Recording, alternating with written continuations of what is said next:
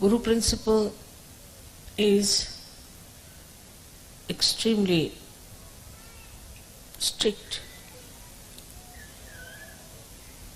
and the strictness made many people could not conform to the ideals of a disciple. In those days, the Guru had to be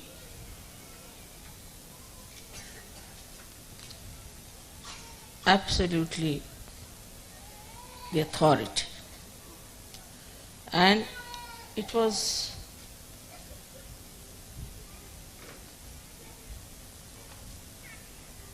the Guru who would decide which disciples he'll have. And one had to go into great tapasya, to great penances, to even become a disciple. And this hardship was the only way the Guru used to judge. Gurus would always live in jungles, and they would select their disciples, very few, very, very few. And they had to go and beg food from the neighboring villages and cook food for their Guru with their own hands and feed the Guru.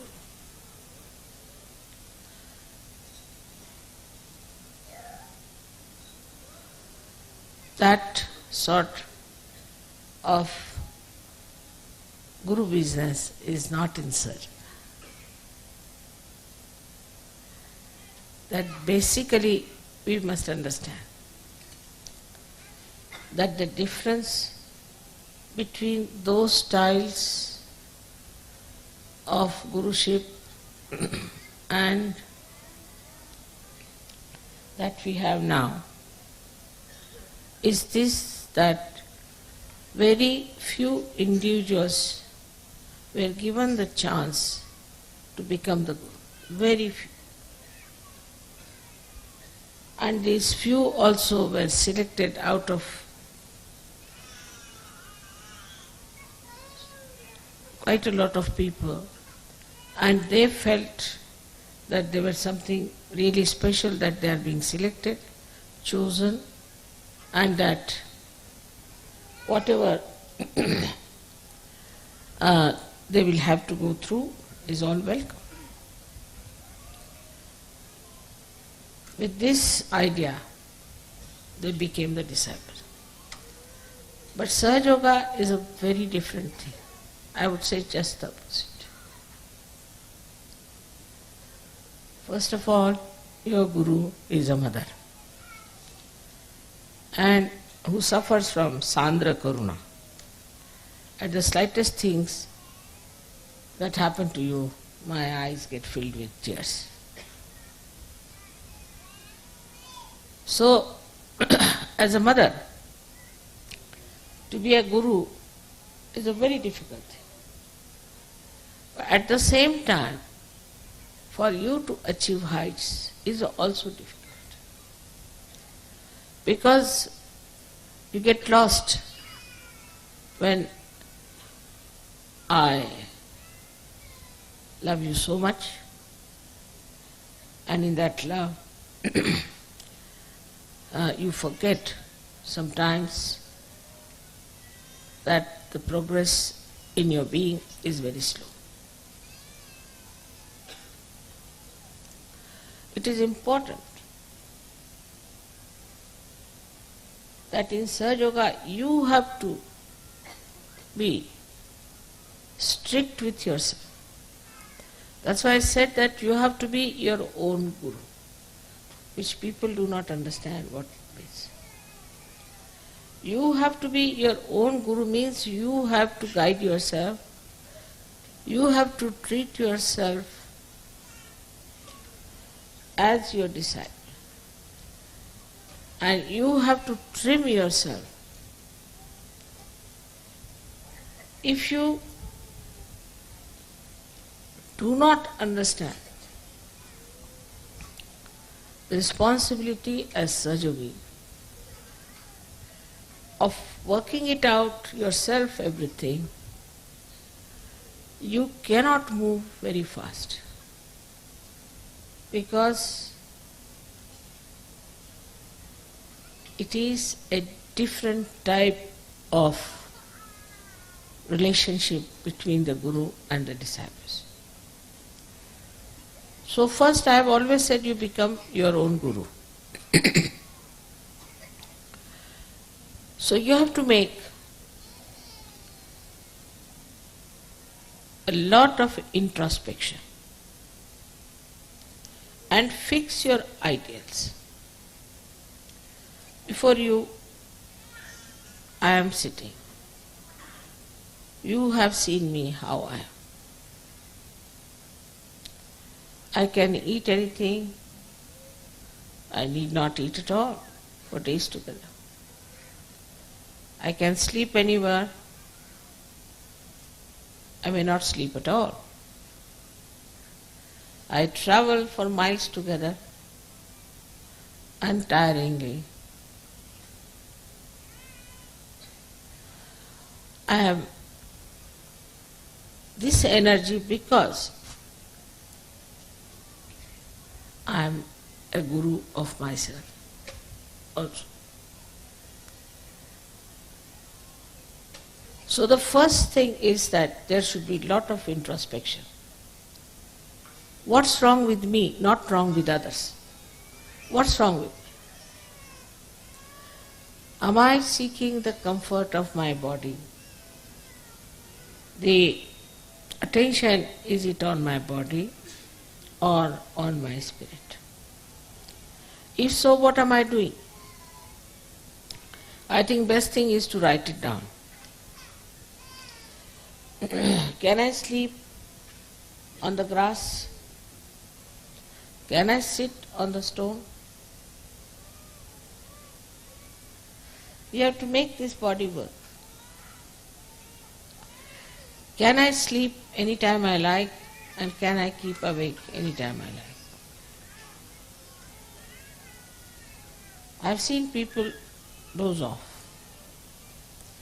The reason is this, not that they're bad or in any way indisciplined people, but because inside they are tired.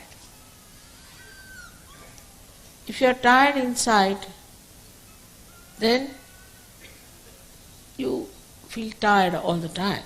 You will see on the television, if you see people in the West, they are always sitting like this. Because they are so very tired. Why are they so tired? They don't work so hard. So introspect how you behave.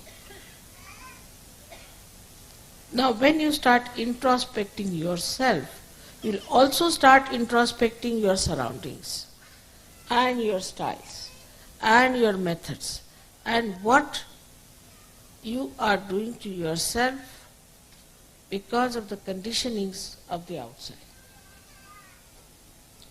Now the conditionings of the outside in the West are of a psychological nature. Indians have other conditionings which are also quite surprising. Or we should say the Western people, they must wash their hand 10 times. Even if their skin comes out, they'll go on washing like mad. They must have a bathroom attached to them all the time. They must have their baths. If they don't have bath, they are not comfortable. They have other conditionings also. All kinds of stupid conditionings they have. But the conditionings that we have in the West are more psychological, and that's why you cannot find out what's wrong with you. The physical conditionings are not so dangerous. You can get over them or you can manage. But when you have conditioning of your psychology, you cannot understand what's wrong with you. Now, if you introspect around, what you will find is a very subtle thing. Firstly, that because of the wars maybe, I don't know why, but everybody is afraid of everyone. Especially I think Freud. Because of Freud, even the mother is afraid of the child. And all these things to Indians are absolutely, they can't understand this. But you people know that very well. They won't touch anybody. They won't hug anyone. First of all, when they used to play football, they used to hug. But now I see they don't hug, they just touch hands like this. After some time, I think they may just do like that or something. So frightened that nobody, even the children I've seen, are frightened of hugging their parents. So the expression of love is not there. And when there is no expression, there is no love inside. And that's how it goes on drying up and drying up and drying up. There was a little girl in Sahaja Yoga, and I had some present for that child. She was quite young, must have been about 10 years of age. So I gave it to one Sahaja Yogi, Western Sahaja Yogi, that you go and give it to her and say that I have given. No, mother, I won't give. I said, why? She'll misunderstand me. I said, what will she misunderstand? It has gone so much into the heads of people. And this has created really the psychological insecurity within you. From very childhood, this insecurity has been working. And that's why you are frightened of each other. Even of your parents, of your brothers, your sisters. Psychologically, you are suffering. And when first I came to England, they used to say it is the insecurity. I said, what insecurity? The whole world is afraid of the Western world. And what are they suffering from insecurity? They have made everybody insecure all over the world. And why? What are they insecure? They are insecure within themselves, in their own society, in their own family, in their own groups. They are so much frightened of each other. So the first thing, you should be fearless. You are a Sahaja Yogi, you are no more immoral. Cannot be immoral. If all the time, if you start thinking that you are immoral, and if you do something it is immoral, and that you have to go and do some confession somewhere, then what is going to happen to you? What sort of a personality you will have?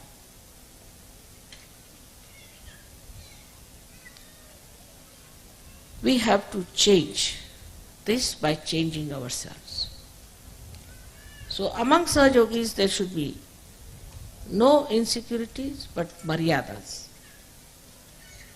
You must know how to respect each other's privacy.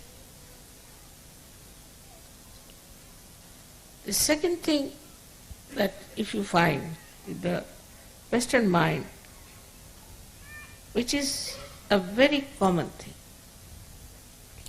that they are bombarded by criticism. There are so many critics that now there are no more artists left. Only critics are criticizing critics. All artists are finished. They are all the time criticized. Somebody will come in. There is an education on criticism. They may not know how to play any instrument, they may not know how to sing, but they can criticize, all right. So all the time in your mind is a way that you always feel that somebody will criticize if you do this. All the time the fear is there that somebody will criticize. So, should I say or not?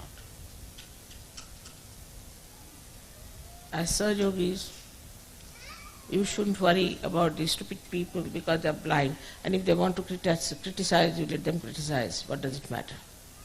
Makes no difference. But this you have to build up within yourself. Now the third is even worse, which I don't know if you have noticed or not. I don't know how it has gone into the heads of the Western minds that you must always see to the other side of the bank, even if you are standing on this side, to be fair, and never to say something that you are sure of. Like you ask anyone, how are you? He'll say, always. Nobody will say, I'm perfectly all right. Nothing wrong with me. What's wrong? Perfectly all right. Thank you very much. But it is never. They are not sure of themselves all the time. It's shaking. And this shaking inside gives you a personality which can never progress. Progress comes when you put your step forward, you put your foot firmly on that point, and then put the second step forward, like as you climb on a mountain. But in the first place only, if you are still thinking that it's halfway through, then how can you go further? You'll only move on two steps, this or that or this or that.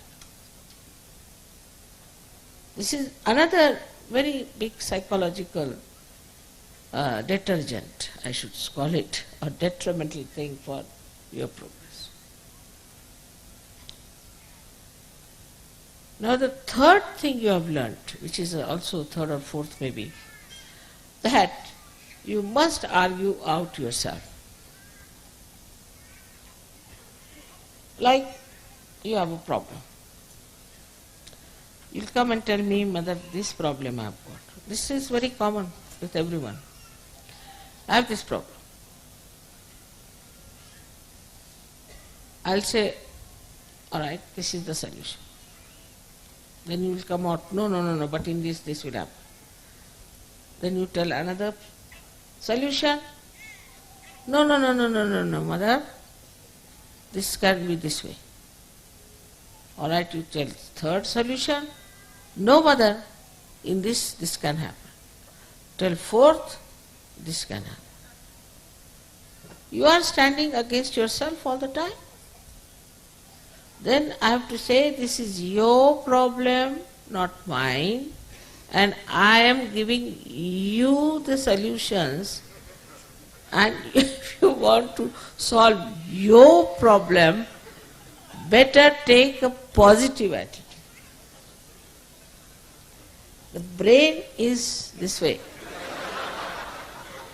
In our Hindi language, it is called ulti khopdi. You are all the time arguing against yourself. So how can you progress? This is another great problem of the Western mind, that it doesn't try to face any problem as your own, but go on arguing with yourself like a lawyer. See, there are two lawyers, one yourself, another lawyer. Go on arguing. So is a double personality in the being. It's not a single personality. As I said, it is very, very